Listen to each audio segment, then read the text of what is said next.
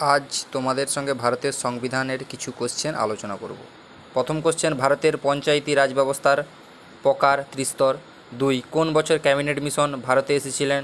Option C 1946। 3, কার প্রতিবেদনে যুক্তরাষ্ট্রের ধারণা প্রথম প্রস্তাবিত হয়? Option C Motilal Nehru. 4, ধর্মনিরপেক্ষতা এই ধারণাটির সঠিক দোতনা? অপশন বি রাষ্ট্রনীতি প্রণয়ন ও শাসনের ক্ষেত্রে কোনো ধর্মীয় চিন্তার দ্বারা পরিচালিত হয় না। 5, তথ্য অবগত হওয়ার অধিকার সংক্রান্ত আইনটি নিম্নোক্ত কোন রাজ্যটি ছাড়া বাকি সর্বত্র প্রযোজ্য? অপশন এ জম্মু ও কাশ্মীর। 6, সংবিধান সভার সভাপতি কে ছিলেন? Option C Rajendra Prasad. 7, কে মন্তব্য করেছিলেন যে প্রস্তাবনা হলো সংবিধানের প্রবেশের চাবিকাঠি? Option C Ernest Barker. 8, কে প্রস্তাবনাকে পলিটিক্যাল হরোস্কোপ বলে মন্তব্য করেছিলেন? Option A K M Munshi. 9, কে প্রস্তাবনাকে সোল অব দ্য কনস্টিটিউশন